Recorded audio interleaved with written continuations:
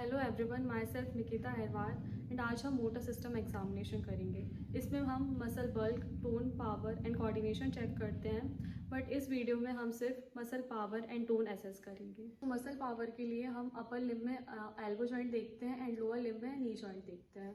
तो सबसे पहले हम सब्जेक्ट को कंफर्टेबल पोजीशन में बिठा देंगे एंड उसको प्रोसीजर एक्सप्लेन करेंगे कि देखिए, मैं आपकी मसल को रेजिस्टेंस दूंगी एंड आपको उसके अगेंस्ट मूवमेंट करनी है, ठीक है। एंड देन उससे कंसेंट लेंगे, तो क्या मैं आप पे ये प्रोसीजर कर सकती हूँ? ओके। देन एल्बो जॉइंट के दो मूवमेंट्स होते हैं, first is flexion and second is extension. After watching this video, you should be able to perform the procedure in given order. सबसे पहले हम सब्जेक्ट को कहेंगे कि अपनी कूहनी को मोड़ें, जिससे हमें पता चलेगा कि वो ग्रेविटी के अगेंस्ट मूवमेंट कर पा रहा है कि नहीं। अपना एल्बो जॉइंट को ऐसे मोड़िए, अब सीधा करिए। तो सबसे पहले हम फ्लेक्सर्स मसल का पावर चेक करेंगे। सबसे पहले सब्जेक्ट की एल्बो को 90 डिग्री फ्लेक्स करेंगे, ओके। तो ऐसा रखना है, ठीक है। एंड उससे कहेंगे कि मैं आपको रेजिस्टेंस दूंगी, आपको उसके अगेंस्ट अपनी कोहनी मोड़नी है, ठीक है। मोड़िए, पावर लगाइए। अब हम एक्सटेंशन मसल का पावर चेक करेंगे। देन हम सब्जेक्ट को कहेंगे कि अब मैं आपको यहाँ पे रेजिस्टेंस अप्लाई करूँगी एंड आपको इसके अगेंस्ट मूवमेंट करनी है, हाथ सीधा करना है। हाथ सीधा करिए।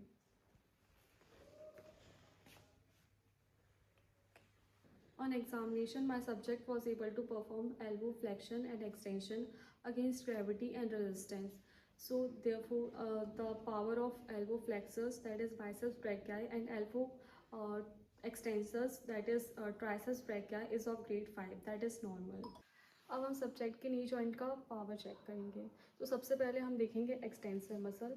और देखिए, आपको अपने पैर को सीधा करिए एंड वापस वैसा करिए, normal position है। Now we can see that the subject is able to perform normal knee joint movement. अब हम सब्जेक्ट को रेजिस्टेंस के अगेंस्ट मूवमेंट करने को कहेंगे, ठीक है। पैर सीधा करिए एंड पैर मोड़िए। On examination, my subject was able to perform extension and flexion of knee joint against resistance. Therefore, the power of extensor muscle and flexor muscle is of grade 5, which is normal. After watching this video, you should be able to perform the procedure in given order. Video में हम subject का muscle tone examine करेंगे। So muscle tone refers to the resistance offered by muscles against passive movements. तो इसमें हम upper limb में elbow joint देखेंगे and lower limb में नी जॉइंट देखेंगे।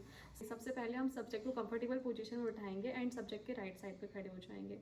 देन सब्जेक्ट को प्रोसीजर एक्सप्लेन करेंगे कि आपको कुछ नहीं करना है, मैं आपके हैंड का पैसिव मूवमेंट कराऊंगी एंड आपको अपना पावर बिल्कुल नहीं लगाना है, ठीक है। तो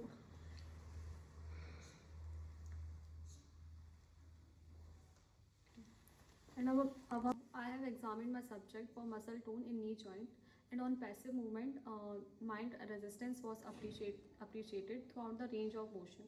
Hence, the tone of the knee joint muscles is normal.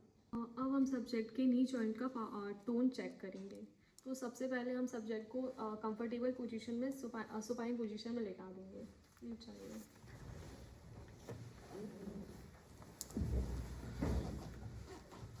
और पैर सीधे रखिए एंड हम अपने हाथ से सब्जेक्ट के नी और हील को सपोर्ट करेंगे एंड हम पैसिव मूवमेंट्स करवाएंगे, जैसे कि फ्लेक्शन एंड एक्सटेंशन। इसमें सब्जेक्ट को बिल्कुल अपना पावर यूज़ नहीं करना। I have examine my subject for muscle tone in knee joint and on passive movement mind resistance was appreciated throughout the range of motion. Hence, the tone of the knee joint muscles is normal.